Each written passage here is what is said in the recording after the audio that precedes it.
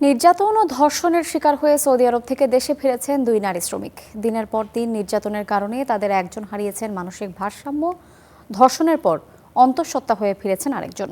দুই নারীর এমন করুণ পরিণতির পরও সংশ্লিষ্ট দূতাবাসের কোনো উদ্যোগ ছিল না। ব্র্যাক এবং পিবিআই এর সহায়তায় স্বজনদের কাছে হস্তান্তর করা হয় মানসিক ভারসাম্যহীন রিজিয়াকে।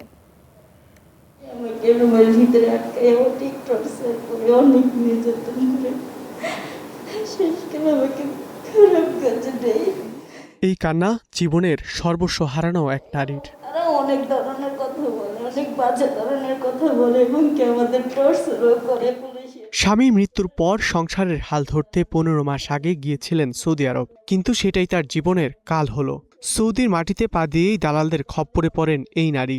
একে একে 4 বার তাকে বিক্রি করে দালালরা। প্রতিবারই ভয়াবহ নির্যাতন ও ধর্ষণের শিকার হন তিনি। সবশেষ 6 মাসের গর্ভবতী হয়ে গেল 9 ফেব্রুয়ারি শূন্য হাতে দেশে ফেরেন তিনি। কোনো জায়গায় কোনো টাকাও পাইছি না, শান্তিতে থাকতেও পারছি না, খাইতেও পারছি না। আমি সৌদি আরবে যাইয়া অনেক আশা করে আমি গেছিলাম, আমার জীবনটাই বরবাদ করে দিচ্ছে।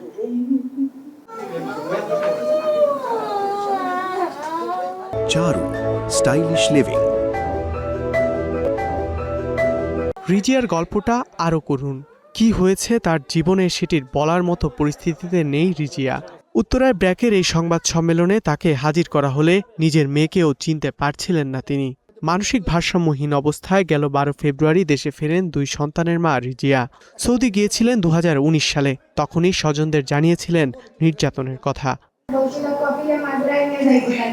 অনেক কান্দাকাটি করছিল, তখন বলছে আমার আম্মু বলছিল আম্মুরে মারিয়া পালাই দিব, মারিয়া নিয়া তুমি তাই নামুল্লাহ নামাজ পড়িয়া দোয়া করো।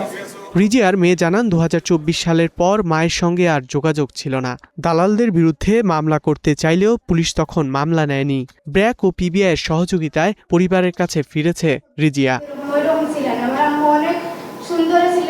সৌদি আরব সহ মধ্যপ্রাচ্যের দেশগুলোতে নারী শ্রমিকদের উপর নির্যাতন ও মানবাধিকার লঙ্ঘনের এমন ঘটনায় দূতাবাস ও রাষ্ট্রের দায়হীনতার সংস্কৃতির সমালোচনা করেন ব্র্যাক মাইগ্রেশনের এই কর্মকর্তা।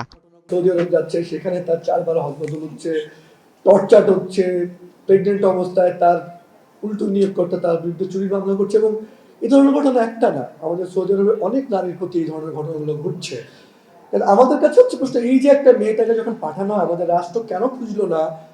তার আঙুলের ছাপ তো পিবিআই আমাদেরকে দিয়েছে, তার আঙুলের ছাপ দিয়ে তার পাসপোর্ট পুরো এজেন্সি তাকে পাঠিয়েছিল, কেন সেই এজেন্সির বিচার হবে না? সৌদি যে নিয়োগকর্তা বাড়িতে গিয়েছিল, আমাদের সেই সিস্টেমে আছে, সেই নিয়োগকর্তার কেন বিচার হবে না? তদন্ত করে দালালদের বিচারের আওতায় আনার আশ্বাস পুলিশ ব্যুরো অফ ইনভেস্টিগেশনের। পুলিশ ব্যুরো অফ ইনভেস্টিগেশন অপরাধ দমনে এবং সত্য উদ্ঘাটনে বাংলাদেশের মানুষের এবং জননিরাপত্তায় মানুষের পাশে সার্বক্ষীণ ছিল এবং আছে। প্রবাসী নারী শ্রমিকদের উপর নির্যাতনের ঘটনায় প্রবাসী কল্যাণ মন্ত্রণালয়কে আরও তৎপর হবার তাগিদ দিলেন সংশ্লিষ্টরা। ধ্রুব ইকরামুল, স্টার নিউজ, ঢাকা।